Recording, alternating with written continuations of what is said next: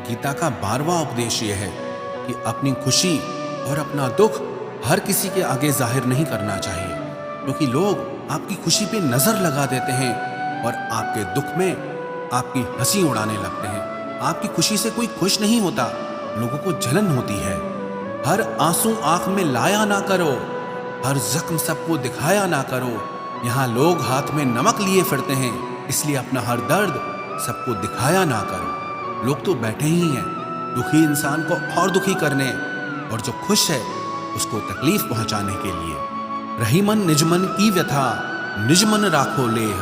अपने मन की हालत अपने तक ही रखो, सिर्फ उसे बताओ जिससे उसे समझने की समझ हो।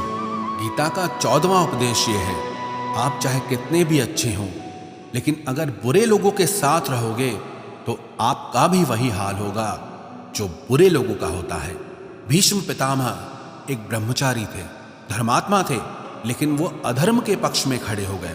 द्रोणाचार्य भी एक ब्राह्मण थे, लेकिन वो अधर्म के पक्ष में खड़े हो गए, तो अंत में उनका वही हाल हुआ जो एक अधर्मी इंसान का होता है। उनको मृत्यु के समय भयानक पीड़ा का सामना करना पड़ा। इसलिए गलत संग में कभी नहीं रहना चाहिए, क्योंकि कई बार आपको उनके संग में रहने की वजह से उनके ही कर्मों की सजा मिलने लगती है। फिर आपको समझ नहीं आता कि मैंने तो कुछ किया भी नहीं, मैं तो खाली इनके साथ रहता हूँ, मुझे दुख क्यों मिला। बुरे लोगों का संग आपकी जिंदगी में कभी खुशी नहीं लाएगा, इसलिए हमेशा अच्छे संग में रहना चाहिए। गीता का 15वां उपदेश यह है कि मूर्ख और दुष्ट लोगों को कभी ज्ञान नहीं देना चाहिए, इससे उनके अहंकार को चोट लगती है और वो आपके लिए मन में वैर भाव रख के बैठ जाते हैं और वक्त आने पर आपको ही नुकसान पहुंचाते हैं। गीता का 16वां उपदेश है कि किसी से भी हद से ज्यादा लगाव कभी मत रखना। दुर्योधन के पिता धृतराष्ट्र का राजगद्दी से बहुत ज्यादा लगाव था।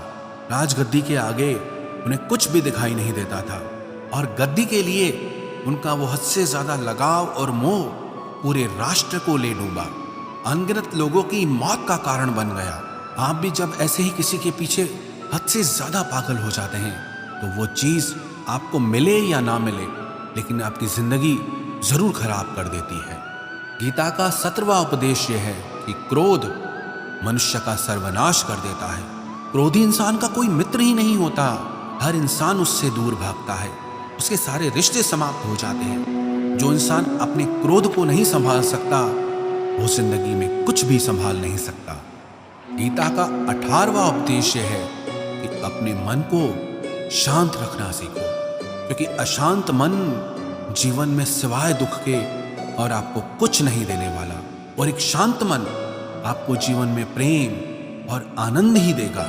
दुख और सुख सिर्फ शांत और अशांत मन के परिणाम है। अशांत मन दुख को ही जन्म देता है और शांत मन परम आनंद को जन्म देता है।